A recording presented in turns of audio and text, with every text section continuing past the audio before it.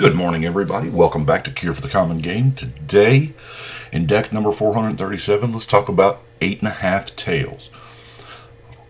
Now, the actual 8.5 Tails card here was donated by Chris Thompson. Thank you very much, Chris. The channel appreciates it, and so do I. Got to actually play with Chris yesterday. We played some big games. There was like a 7-player game at one time. But let's dive into 8.5 here, shall we? 2 white mana, 2/2 Fox Cleric. This is really right up my alley here. It's odd.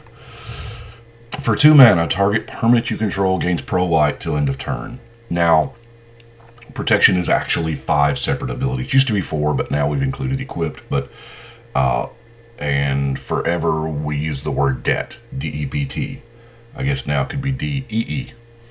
That means it only works against damaged, enchanted, equipped, blocking, or targeting. Those are the only things. Like board wipes don't work and whatnot. And then you can turn a target spell or permanent becomes white. Now, this is neat. You can essentially prevent all of your stuff by being targeted. You know, random board wipes are still going to get you. Wrath of Gods, Shatterstorms, Armageddons, things like that. But, you know, targeted artifact or enchantment or planeswalker removal, you can, if you've got enough mana, you can just turn it off. So, with that in mind, the only thing better than, you know, spending 2 mana and target permanent gains pro white is, I don't know that it's better, but along the same lines, since we're turning things white, circle protection white. I mean, there's no reason why we shouldn't run this because we can just further insulate ourselves from, you know, all damage. And then in Urza Saga, we got a pretty much the exact same cycle, except instead of a colorless to activate, it's a white to activate, with the bonus of we can cycle it away if we don't want to. Now, White Ward, kind of a similar thing, just, you know, for 1 creature. Pure Lace is, yeah, I know it kind of seems redundant, but that's sometimes what makes the best decks, you know. To, just in case something happens and our general's not out and we've got the Pure Lace to, you know, change something to white. And since, you know, everything's going to be white, we can exile things, like, you know, through Gideon's defeat. And then our last kind of specialty card here is, I didn't even know this one existed. I was looking through the Kamigawa binder trying to start the deck. And, you know, at the beginning of your upkeep, put a devotion counter on this. Then if a creature named 8.5 Tails is in play, you gain 1 life for each devotion counter on it. Okay. I mean, it's kind of a life gain, and that's really it. I mean, it's a 1/2 for 3. We're not hitting home runs with it or anything, but it went with the general, so I was like, okay. So let's look at some ramp. Now, I mean, there's not a lot, simply because, you know, our general breaks on 2, but we do need some mana open. Generally at all times, we never want to tap out with this deck because we've got to protect ourselves with all those abilities. So, Everflowing Chalice, Gold Mirror, Tooth of Ramos, Soul Grail, Mana Geode. If you'll notice, these tap for white, which we're going to need to use our abilities. Classifies Walking Atlas. In one of our games yesterday, that Walking Atlas got dealt with so many times. Walking Atlas, I believe, is amazing. He is more amazing, or it, rather, is more amazing in non-green decks. You know, green already has a ton of ways to dump out land. But in mono white here, we don't. So, the ability to drop a second land every now and then, no, we can't do it every turn. Now, if you had some cool land tax, scroll rack stuff going on, yeah, but yeah, anyway. Oros Explorer, a little bit of a ramp, and of course, everybody's favorite golem here, the Sad Robot. I am running 2 walkers. that Gideon's defeat kind of made me, think of Gideon. So I was like, well, we're going to need, he's a beater. Why not? And then the Wanderer, we just don't want our... Man, that non-combat damage clause is amazing. It helps out more than you realize. If you haven't played with the Wanderer yet, slot it in a deck that can take it, and just, if you care about your permanents or creatures, it's pretty neat. Well of Knowledge. Yeah, there are decks that are going to be able to abuse this more than you, but the fact of the matter is we're in mono white and beggars can't be choosers. Now this one, I don't know. Martyr's Cry is kind of a different animal here. 2 white mana sorcery. You exile all white creatures. And then everybody draws a card for each white creature they control that is exiled in this manner. Now, you can get rid of nasty, indestructible things. It does let them draw cards. You can play this onto an empty board, or if you just need to draw cards and you don't have anything you're real attached to. I don't know. I do know that it works well with the commander for getting rid of hard to deal with permanents. You're not targeting, you're not destroying, so heck, I guess I ain't really dealing with Hexproof or Shroud because we wouldn't be able to target it with the ability anyway. But anyway, you get what I'm saying. Anyway, let's look at some creatures. Wow. Benevolent Bodyguard. Target creature you control gains pro color of your choice. So that was kind of a, little theme that I, of course, there's White Knight because black is a good color to have protection from. I put Tonic in because, 2 mana, 2/3, why not, right? So that's not bad. It's not bad at all. Snow Angel,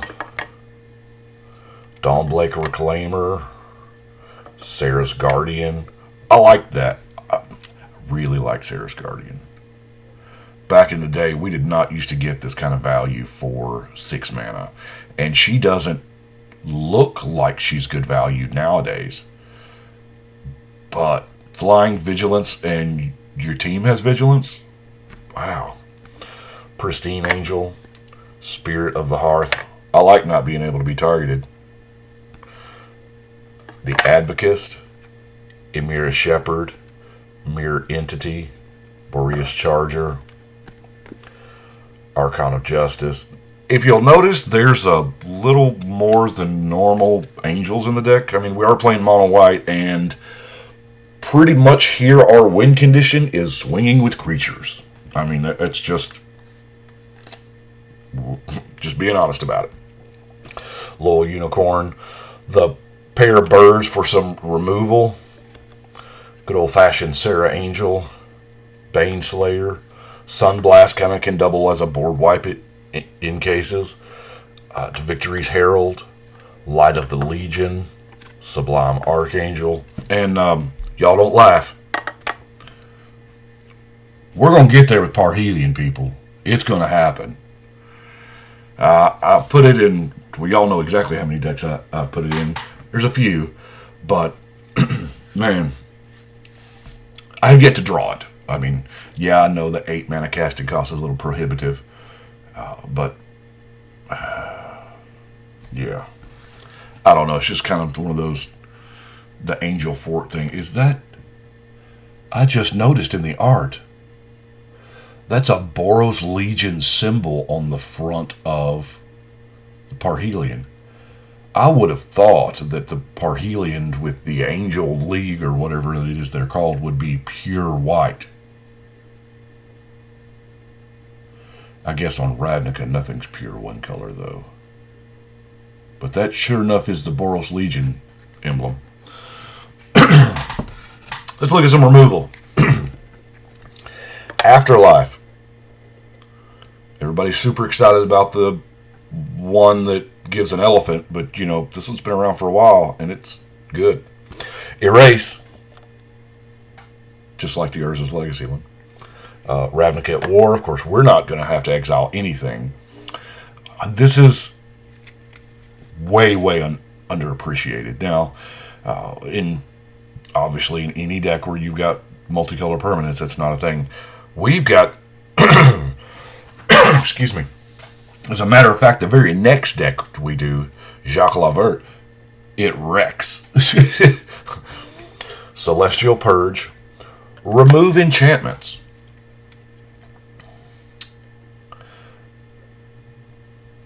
I come across it and I was like, you know what?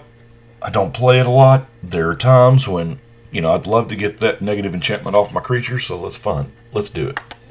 Return to Dust, Dust to Dust, Disenchant, Terminus, Phyrexian Rebirth, and I count the Visionary in with removal because, let's face it, he's not getting blocked. And the ability to just pop an enchantment every single turn. Hey, what's up, Donnie? He plays a lot of enchantments. But it's, I don't know. I like it. Let's knock these non-basics out before we get to the weird stuff. Of course, we're going to have a couple of cycling lands. Our obligatory Rogue's Passage. The Emergent Zone, we're playing single color, so that means we've got a little more room than normal for just utility lands, and then Tech Edge, because there are times when that land needs to go. Maze of Ith can ruin your day. A lot of other lands can too. Let's see, weird stuff here.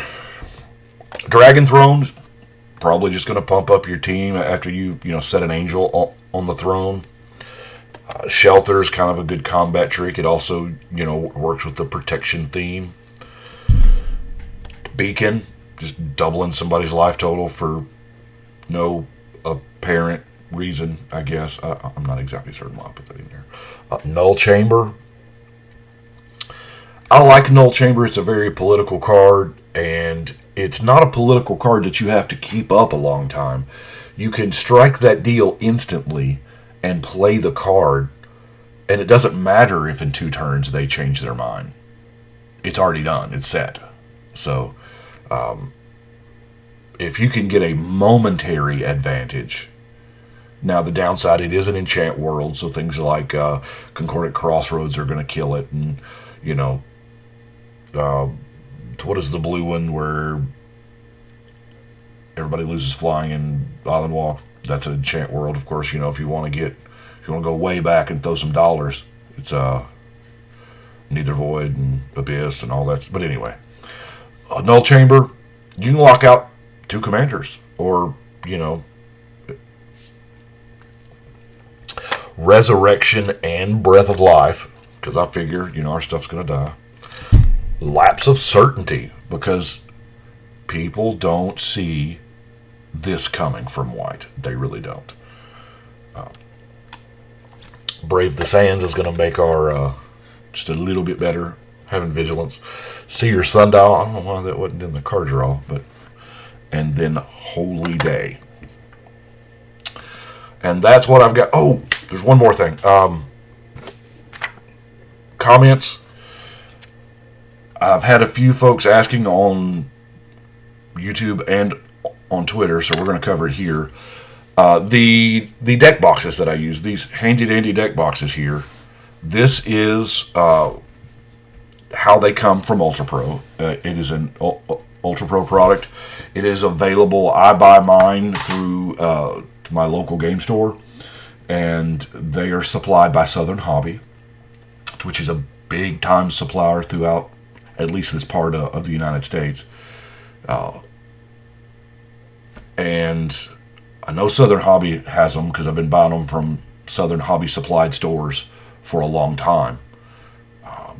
They do hold a double-sleeved EDH deck, And we're going to try to zoom in on this barcode, because let's face it, everything rotates around the barcode.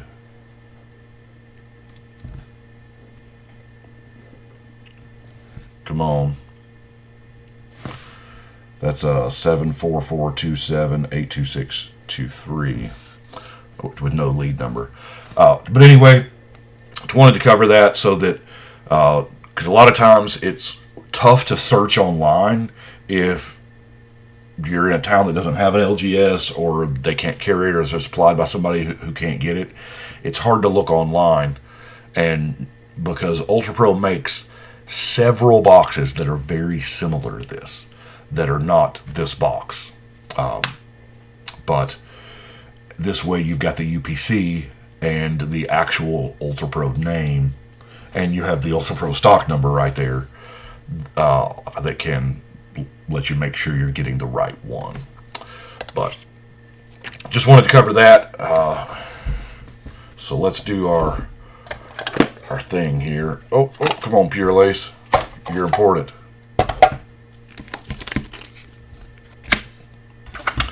Get our Boxo Basic lands that we've got sleeved up. Had a very productive day yesterday at the huge Modern tournament. I did pick up all the remaining legends I was missing from Modern Horizons, which is good. At least I don't have to go into the next set still needing cards from the last set. So, got a few decks left to build from Modern Horizons, but that's not a huge thing. I'm steady building decks. I'm doing so today. So, we're going to put it up right there. Actually got that one down to play with. So, I do appreciate y'all watching. Y'all let me know what you think. And right now, we're going to shuffle and cut.